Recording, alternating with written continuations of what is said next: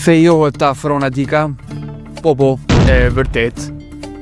E dim që jeni duke menduar që u bë kohë gjatë nga e funda herë kur kemi dëgjuar për jetën personale të afrona dikës. Bukuroshja u duk si kur ka rënë një qetësi pa zhvillime. Në fakt, e vërteta pas ka qenë krejt ndryshe. Thjesht, ajo ka preferuar që këtë pjesë ta lënë heshtje. Afrona së fundmi është fejuar. Po, më dëgjuat mirë. Kjo lihet të kuptohet edhe nga fotografia e fundit e saj, e ndarë në rrjete sociale, ku shihet një unaz parallore në gisht, shenjë kjo që statusi ka ndryshuar. Burimet të Priveva Libertas Spahiu krah bukuroshës e kanë konfirmuar zhvillimin që ka ndodhur së fundmi. Nuk dihet nëse Afrona do ta ndajë me ndjekësit në një tjetër moment apo jo, megjithatë ajo është lumturisht e përmbushur në aspektin personal. Ndërkaq shpritet që së shpejti Afrona të rinisë me epizodet e reja të podcastit të saj, i cili po vazhdon një rrugtim të suksesshëm me personazhe të veçantë dhe intervista unike që sjellin një tjetër dimension të të ftuarve. Urime Afrona, e shpresojmë që së shpejti dasen.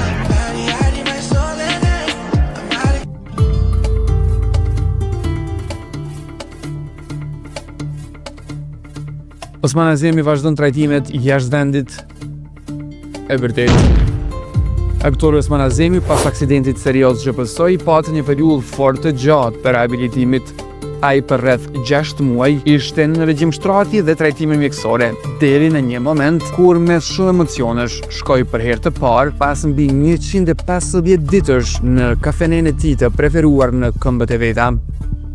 Megjithatë, trajtimi mjekësor për të nuk ka përfunduar. Pas tretmaneve në Kosovë ka marrë rrugën drejt Turqisë. Burimet tona bëjnë të ditur se atje po trajton këmbën e lënduar seriozisht në aksidentin e komunikacionit. Aktori i njohur që shpëtoi me fat nga kjo ngjarje që mund të ishte fatale, do marrë ende kohë për veten deri në rikthimin e tij të plot në skenë me projektet e tij, përfshirë serialin fort të popularizuar me rolin kryesor atë të Gjylës.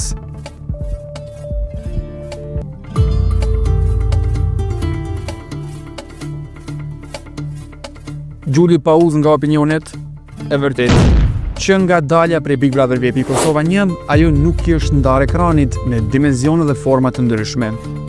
Sidomos, vitin e fundit, ajo u shfaq në petkun analistës duke komentuar një spektër të gjerë ngjarjesh. Tema sociale, tema mbi Big Brother, mbi diasporën, mbi sportin e besat tek politika, Gjuli ishte kudo dhe thuajse çdo ditë me përplasje pro dhe kundër të mendimeve dhe debatimit të zjarrt me përpilot polemika.